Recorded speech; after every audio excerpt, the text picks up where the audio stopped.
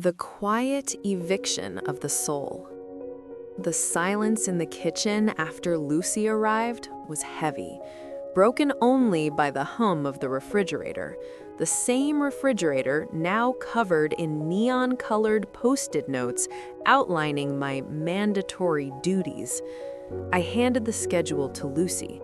She put on her reading glasses, her eyes scanning the lines of cramped text. As she read, her face transformed from friendly concern to a mask of sheer, unadulterated horror. 6 a.m., prepare organic breakfast for children. 6:30 a.m., iron Gustavo's shirts. 7 a.m., school drop-off. Lucy's voice trailed off. She looked up at me, her hands trembling. Honey, this isn't a schedule. This is a manual for a ghost. They are trying to turn you into a ghost in your own home. They say I don't do anything productive, I whispered. My voice felt like it was coming from the bottom of a well. They say since I have a pension, I should pay for the privilege of being useful. Lucy leaned across the table, grabbing my wrists. Her grip was firm, grounded. Listen to me. I've known you for 15 years. I watched you mourn your husband while working double shifts to make sure Renata finished college. I watched you pay off this mortgage with sweat and tears. This house is yours, not theirs, not the lawyers, yours. But Gustavo said they have rights because they've lived here for 2 years. Lucy let out a sharp, cynical laugh.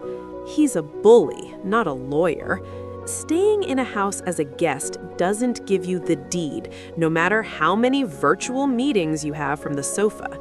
You need a real lawyer, not a threat from a man in his pajamas. The arrival of the shadow. That evening, the front door swung open with a bang. Renata and Gustavo returned, smelling of expensive hotel soaps and the crisp air of the city's most elite district. They didn't ask how the children were. They didn't thank me. The rug, Renata said, pointing at the spot where the juice had spilled. I can still see a shadow of the stain. Mom, I told you, immediate action is required for upkeep. I spent $30 on cleaner, Renata, I said, my voice steadier than usual. Gustavo didn't even acknowledge me. He was busy dragging a large, floral-patterned suitcase into the hallway. My mother will be here tomorrow. Is the master bedroom ready? I looked at the suitcase. It was larger than my entire wardrobe. Behind him, my grandchildren were already pestering me for snacks. I felt the familiar weight of the schedule pressing against my chest. But Lucy's words were a fire in my blood. The guest room is ready, I said. Gustavo stopped. He turned slowly, his eyes narrowing. I thought we were clear, honey. My mother needs the master bedroom. She has back problems. She needs the space. My back has carried this house for 40 years, I replied. The master bedroom stays mine. Your mother is welcome in the guest room, or she can stay at the hotel you just returned from. The silence that followed was deafening. Renata dropped her designer bag. What did you just say? I said no. The Cold War. The following week was a descent into psychological warfare. Gustavo's mother, Martha, arrived like a queen in exile. She was a woman who spoke in sighs and pointed glances. Every morning at 5:45 a.m., she would knock on my door. The coffee isn't hot enough, dear, she would say, peering into my room as if checking for dust. And the children's cereal was a bit stale. In my house, we always clipped the bags. Renata and Gustavo stopped speaking to me altogether, communicating only through written notes left on the kitchen counter. Note 1. The laundry was folded incorrectly. Please redo. Note 2. We're short on milk. Use your grocery budget to get more. Note 3. We have a meeting on Friday. You will need to take the kids to the park until 9 p.m. I realized then that they weren't just using me for labor. They were trying to break my spirit so completely that I would hand over the deed just to make the cruelty stop. They wanted me to believe I was worthless without their structure, but I wasn't alone anymore. Every afternoon, while I was permitted my 30-minute break, I met Lucy at the fence. She had put me in touch with a cousin, a real estate attorney named Marcus. "You have all the power," Marcus told me over a secret phone call. "They are guests. In this state, a guest who doesn't pay rent and has no lease can be asked to leave. If they refuse, it's an eviction. And that rights nonsense Gustavo told you, it's a fabrication to keep you scared." The breaking point. The explosion happened on a Sunday, the day I was supposed to be out of the house so they could be a real family. I had spent the morning at the park, sitting on a cold bench with a thermos of tea, watching other grandmothers play with their grandkids. I felt like a criminal, exiled from my own warmth. When I returned at 4 p.m., I found the locks had been changed.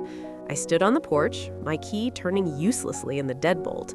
Through the window, I could see them. They were sitting at my dining table, eating a roast I had bought with my pension. Martha was sitting in my chair. I knocked. No one moved. I knocked harder, my heart hammering against my ribs. Finally, Gustavo opened the door a crack. He didn't look guilty. He looked bored. "We told you, Mom, Sundays are for the family. You're interrupting." "This is my house, Gustavo. Open the door." Renata and I decided that since you can't follow the rules, we need to take more drastic measures for the sake of the children's stability. "Your things are in the garage. We'll let you in to sleep in the back room at 10 p.m., as per the schedule." He closed the door. I sat on the porch steps. The neighborhood was quiet. I looked at the garage, the place where my books, my memories, and my dignity had been relegated. Something snapped. It wasn't the loud, crashing snap of anger. It was the quiet, cold snap of a woman who had finally run out of excuses for the people she loved.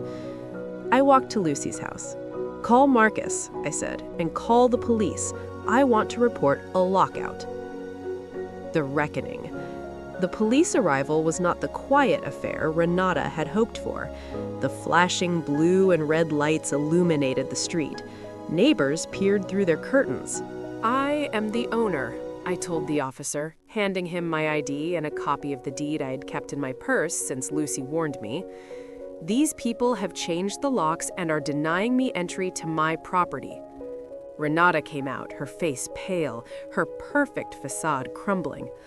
"Officer, this is a family matter. My mother is elderly. She's confused." "I am not confused, Renata," I said, my voice carrying across the lawn. "I am finished." The officers informed Gustavo that he had to open the door or face arrest for illegal lockout. With a sneer, he complied. But the victory wasn't just getting back inside. It was what happened the next morning. At 6 a.m., I didn't make breakfast, I didn't iron shirts, I sat in the living room with Marcus, the lawyer. When Renata and Gustavo stumbled out expecting their coffee, they found us waiting. 2 envelopes sat on the table. "What is this?" Gustavo asked, reaching for a piece of toast that wasn't there.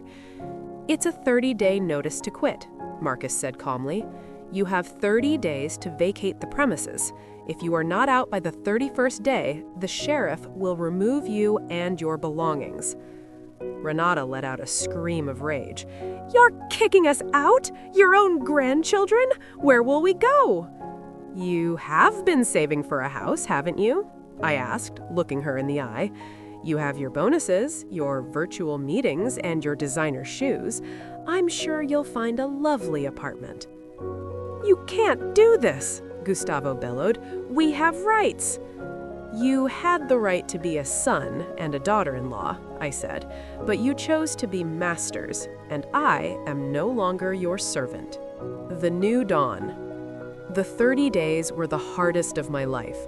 The insults were constant. The guilt-tripping was relentless. Renata would bring the children to me, tears in her eyes, telling them, "Grandma is sending us to live on the street." But I stayed firm. I spent those days in the master bedroom, which I had reclaimed and locked. I read my books, I talked to Lucy. I realized that by letting them treat me like a slave, I was teaching my grandchildren that love is a transaction of power. I had to stop the cycle. On the final day, the moving truck arrived. Gustavo's mother left first, huffing about ingratitude. Renata and Gustavo followed, their faces full of a bitter, silent resentment. When the house was finally empty, the silence was different. It wasn't the silence of loneliness, it was the silence of peace. I walked through the rooms. The sofa was stained, the table was marked, and the walls were bare. But as I stood in the kitchen, I tore the schedule off the refrigerator and ripped it into 1,000 pieces. The next morning, the sun rose at 6 a.m. I didn't get up to make pancakes. I didn't iron any shirts. I stayed in my bed, wrapped in my own blankets, and listened to the birds. I was 66 years old. I had a $600 pension. I had a house with my name on the deed. And for the first time in a very long time, I was the only person who decided what I was going to do with my life. I got up, made myself a single cup of hot, perfect coffee, and sat in my living room. I wasn't watching TV like an old lady. I was watching the light change on the walls of my home, planning exactly which color I was going to paint